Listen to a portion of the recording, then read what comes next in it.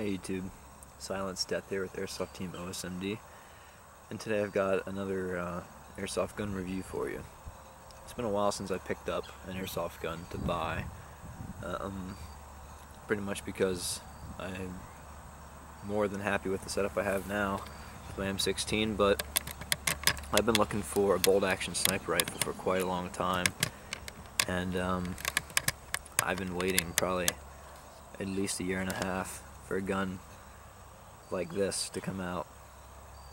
So I'm not going to try and take too long with this video, but I know people that want to buy, that are interested in buying a gun, want to know everything about it. So I'm going to go pretty in depth on it, give my opinion on it. Okay, starting from the back. Well, first off, this is the MOD24, if you can't read the title.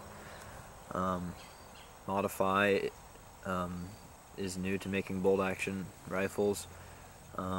It's not Chinese made. Nothing on this gun is from China. I think it's Japanese, if I remember. No, maybe Taiwan. I think it's Taiwan. But anyway, everything on this gun is very high quality. I'm gonna start like I just messed up, but over here. I always start from the back of the gun, work my way up. In the back of the gun you have a standard M24 stock. It is rubber, the butt pad. It's adjustable pretty far out and pretty short as well, so wherever you want it you can put it.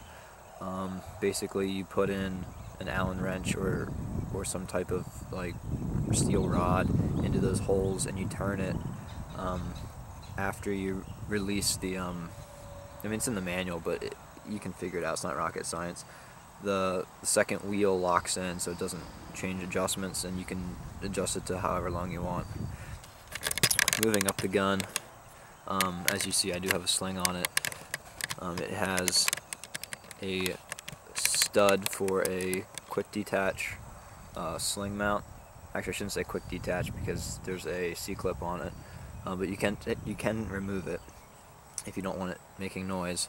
But I normally just keep them on because I think having a sling is pretty important for airsoft. Like when I transition to my sidearm or I need to move somewhere, it's always nice to have a sling. The stock on this gun is amazing. It's hard to describe. If you've ever picked up like a JG Bar 10, you know that the stock feels kind of cheap and light. This stock has amazing texturing. It's built really solid. It's not like an ABS plastic, it's like a polymer. It's hard to explain, but it's going to last. It's amazing quality, and it makes this gun have like just a realistic feel to it. It's hard to explain, but it's very good quality. Moving up, I guess I'll start with the bolt. Set it up like that. So basically, it is an M24 bolt. You have your safety right here.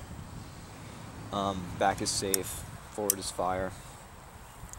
Unlike the L96 style guns, the bolt is free to move at all times. When you pull the bolt on the L96 back, it locks. There's a pin in the front that keeps it from turning, so when you cycle the bolt on this, you can move it as much as you want. Which I think the design is maybe a little bit better, because there's less parts that can break. So the bolt's really nice. It's metal. The trigger's metal. It is an adjustable trigger. Underneath, I don't know if you can see in there, there is two screws. The left screw is a little screw. It is for trigger weight. You can decrease the trigger weight. If you turn it counterclockwise, it will make the trigger pull easier. And the second screw, the bigger one, is for trigger travel. You can control where the trigger starts at, so you can have it move back. You turn that clockwise to take the trigger back, and you'll see the trigger start to move back. So that's really nice. I don't know of many guns, I don't know of many guns that have that feature of an adjustable trigger out of the box, because most Most guns like L96 are just a standard trigger, or you have to buy a zero trigger for it, which has a really good trigger pull on it. But this, that's one part you don't have to buy. It has the imitation magazine plate for the magazine well. It doesn't move, which is nice, because if you've ever held an Echo 1 M28, the release for the magazine cover is right by the trigger guard. You can accidentally hit it and it flops open. It's nice that they made it non-functional, because it still looks good, but it's not going to be a pain of keep opening and shutting and stuff like that. Moving up, you do have a Weaver rail along the top. It's extended, so it's a little bit longer than a normal rail is going to be, which is nice. And it's held in there really nicely. It's nice and straight. There's not just like 2 set screws that hold it. There's like, I think 5 or 6, which is nice. The bolt, the cylinder itself, when you pull the bolt, the cylinder is actually what slides back, if you didn't know. The cylinder is really nice steel. It's like polished, and it has like a coating on it that's, I don't think it's Teflon, but it is really smooth. The bolt pull on this is really easy. And I like the black look to it. It's just really nice. I did put on my M16 scope, 3 to 9x40, with AO, which is just a great scope. Magazine it looks like an L96 APS-2 style magazine. It is smaller than that, so they are not interchangeable. It is a plastic magazine. It holds 30 rounds, which is really nice. You can see down there, they go all the way back to there, double stack. This gun does come with a tracer unit, and so you can load this up with glow-in-the-dark BBs, and see the prong there, when it gets pushed down, it will light up. Like when you push this down, it will activate an LED in there and light up your BBs for a tracer. I did try it at night, and if you cycle the bolt fast and shoot, the BB will still stay lit for a little bit, and it does have the glow effect. But being a sniper, normally you have the bolt racked already, so it's going to, the BB you shoot isn't probably going to be glowing when it comes out, unless you see a target, quickly cycle the bolt and shoot. Which isn't the way I normally do things, but I mean, it's a nice touch, but it kind of is a fail, and kind of, I don't know, it's hard to say. I wish the hop-up unit had some type of hole in it when the bolt was closed or something, so you could see, so the BB could still be lit up while it was in the chamber. Anyway, great mag. I'm hoping they will have more like replacements available, because I don't know of any store that sells replacement mags for these yet. So hopefully this doesn't break, because if it breaks I'm kind of screwed. But definitely a good mag. Feeds just fine. One feature on this gun that I thought was kind of interesting is that when you shoot all your rounds out, like when you shoot your last BB, when you push the bolt forward, like you rack the bolt like you're going to load another round, but there isn't any in the magazine, the bolt will actually stay open. It will like just touch the front of the follower. So you don't want to like cycle the bolt really fast when you think you're running out of ammo. And believe me, 30 rounds is more than you think. It doesn't run out that fast. I'm only going to get one more extra mag, that's all I need. But I did notice that it will stop the bolt from coming forward. And since it's plastic, you could really like screw it up if you would push the bolt really hard. But as long as you're real careful about that, when you push the bolt forward slowly, it'll be nice, because rather than blank firing, you'll know that you're out, and then you can change mags without compromising your position, which is great. Never seen a gun have that feature. I actually read it. It's supposed to do that. It's in the manual, which is why you should read your manuals, guys, because especially on a gun like this, which is a hybrid gun, you never know what the heck's going to happen with it. So I'm really glad with that it's like that.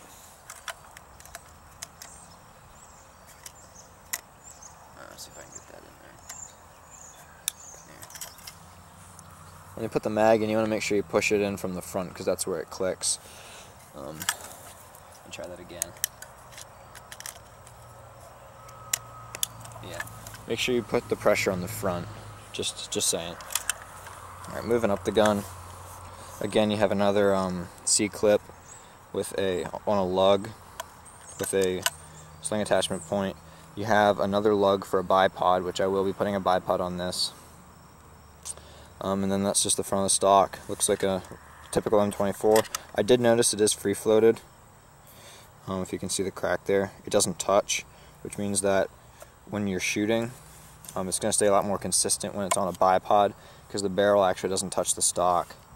That may concern some people because the barrel can move up and down a little bit, but remember that when it's sitting there, when you fire, it's going to be the exact same way as long as you don't touch it. So as long as you're stationary when you're shooting and you're not like pulling the shot, you'll get a lot more accuracy out of this gun than out of pretty much any other gun, because everything else is like this gun, for example. When you get it, it's going to be in two pieces.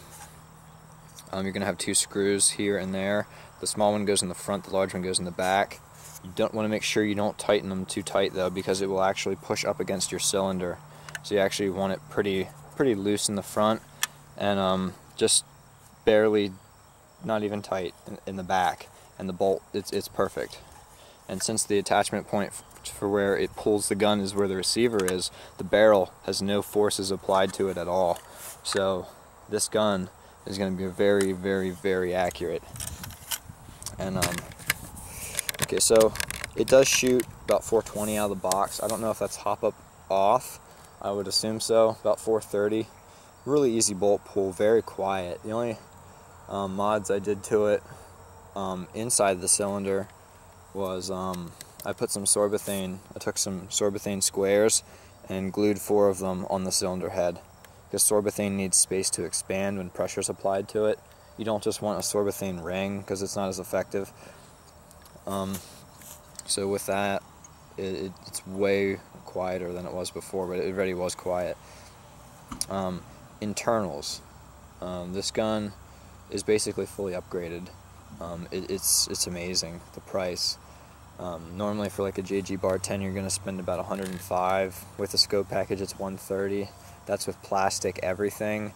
I think it's a crimped cylinder too, which means that your bolt handle can actually come loose, which is a definite problem.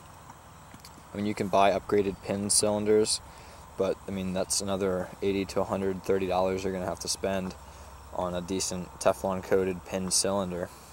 This already comes with it.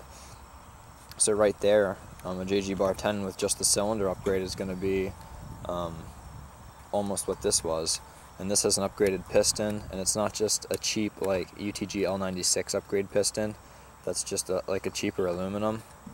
It's actually, if you want specs on it, you want a disassembly stuff, if you want to see the disassembled version of this, look up Airsoft GI's video, because I don't really want to disassemble it and go through all that. It's not hard. The trigger box is a little bit different, but I went through and figured it out. The hop-up unit's a little bit different too. It's still VSR 10 buckings, which is great. I really like it. So the point is, it's a fantastic value. You're never going to find another sniper rifle that's going to be built this way, this reliable, for this cost. And it gets a perfect air seal with the suction cup piston. So I mean, it's just fantastic. All the drivetrain components of this are high quality CNC machined aluminum and steel.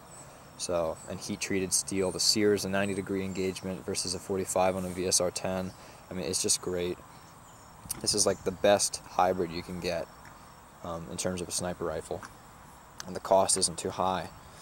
Now I'm going to go over some mods I did to this. Out of the box, I am not even going to recommend this gun if you're just going to leave it stock, because I put 28s in this gun and adjusted the hop up, and let me just say that it was just complete trash. I mean, if you're new to sniping and you don't know about the airsoftsniperforum.com,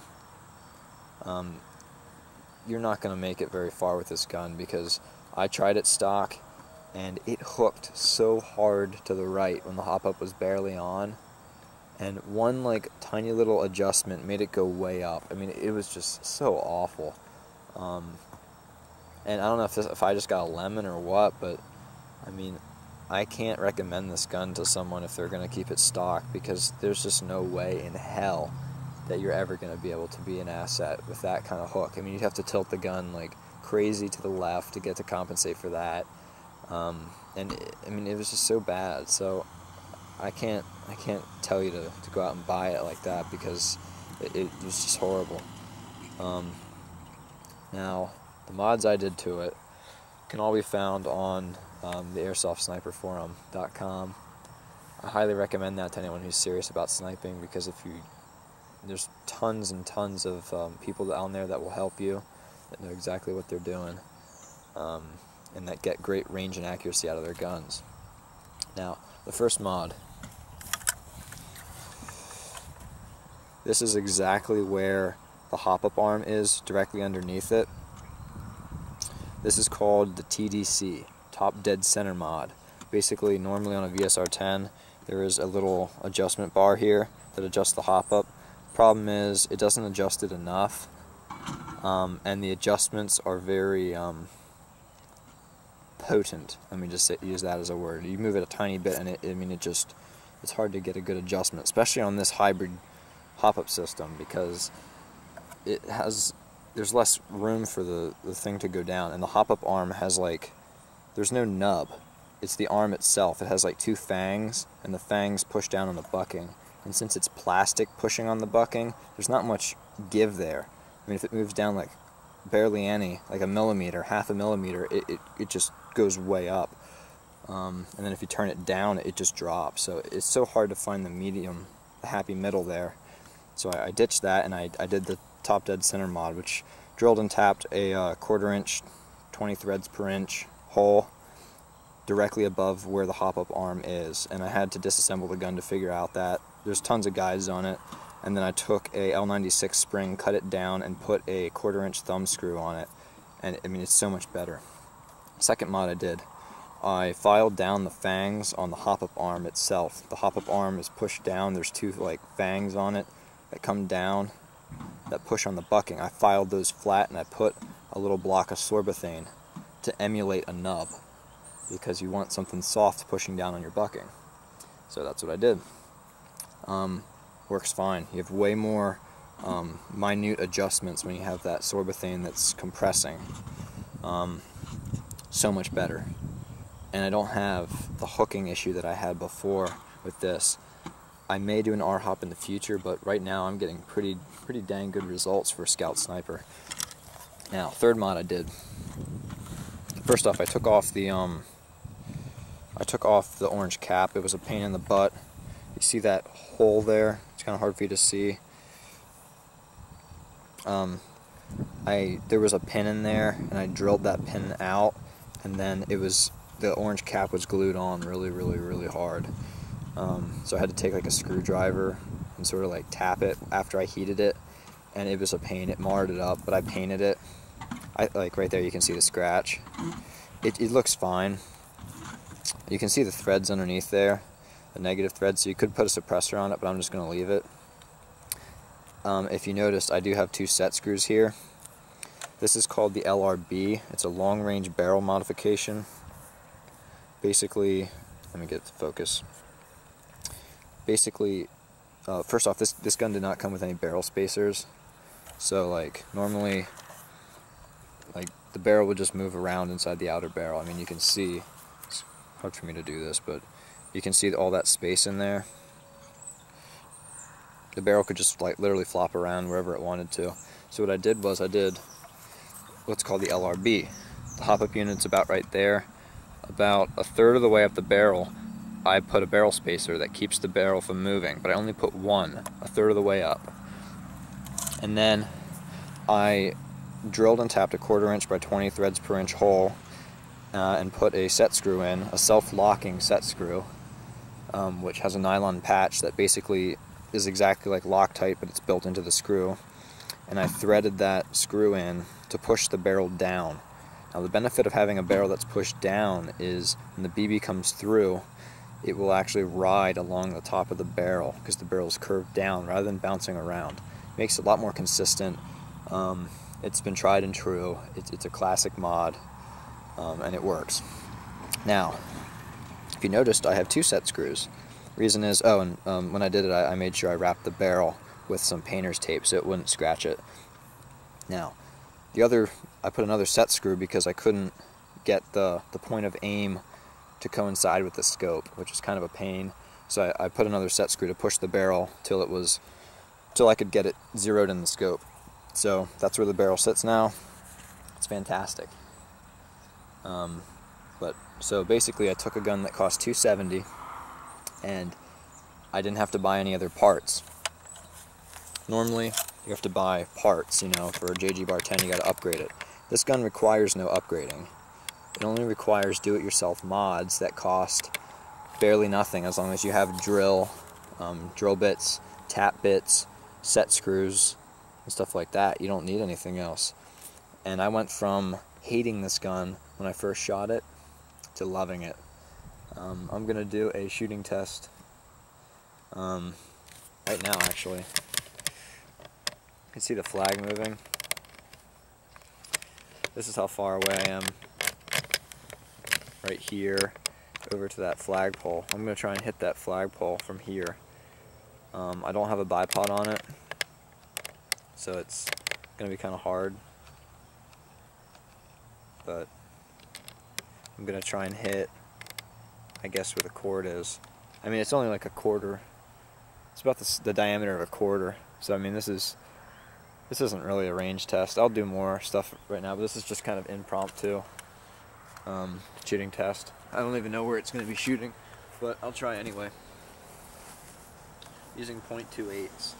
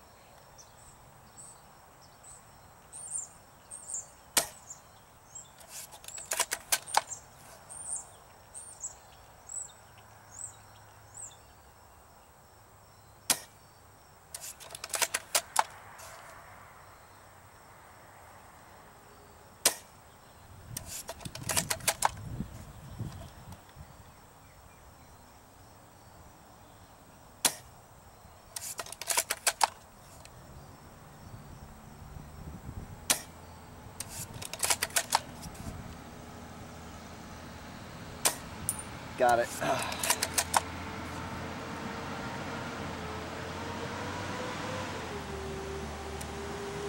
Car coming.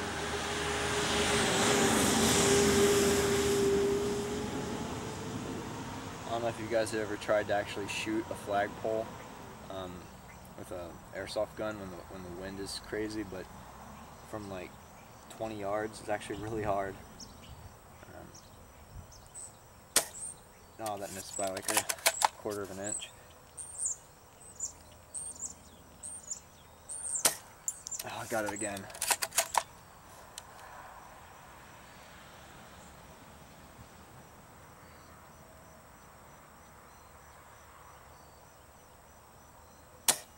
Got it again. Oh my gosh. Hopefully the wind stays the same.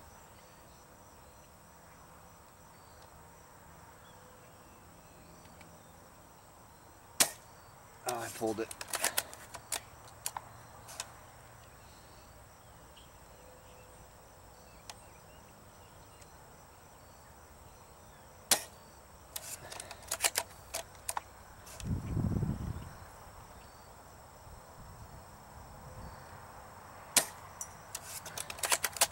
Surprised I hit that. The wind changed.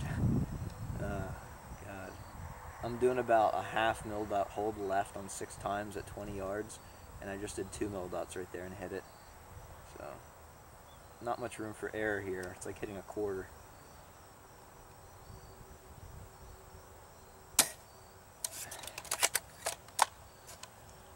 soon going to be out of ammo here, and the bolt's going to stay back.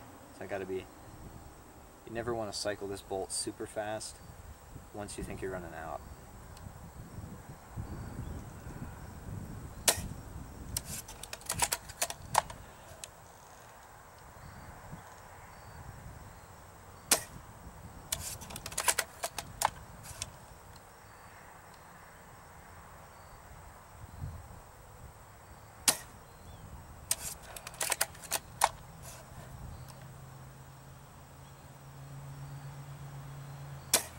Got it again. Fantastic.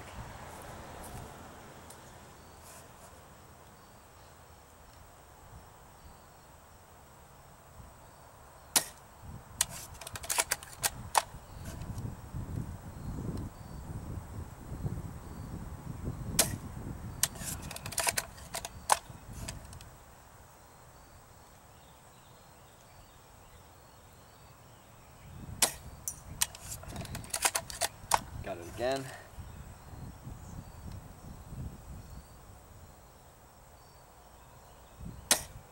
Ah, missed it by like an inch.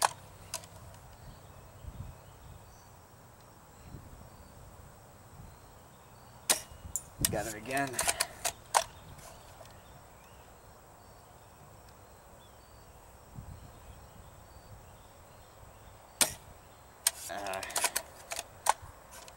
Man, it seems like I'm never running out of ammo. Having 30 rounds is amazing. Got it again. Oh man.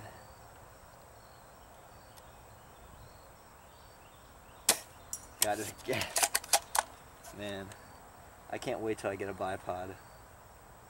I've never been this excited about a bolt action sniper. It's been like a year and a half since I used the bolt action. No joke.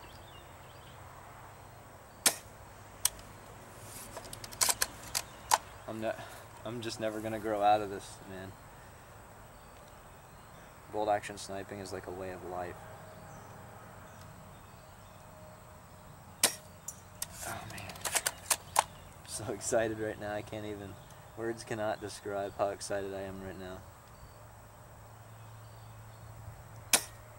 Oh, I missed it by like a quarter of an inch. Ooh, I hit the mulch. And the bolt stayed. Sorry guys, I was actually shooting down at the bottom there. Oh man, so all in all, for $270, this is an amazing deal. You just gotta be prepared to spend maybe 10 bucks on supplies to do a couple do-it-yourself mods. This is one fantastic rifle that's going to last years to come. Stay tuned for more range tests. Obviously this was not a range test, but this thing is pretty damn accurate. This has been Silenceddeath from Airsoft Team OSMD, guys, and have a good day.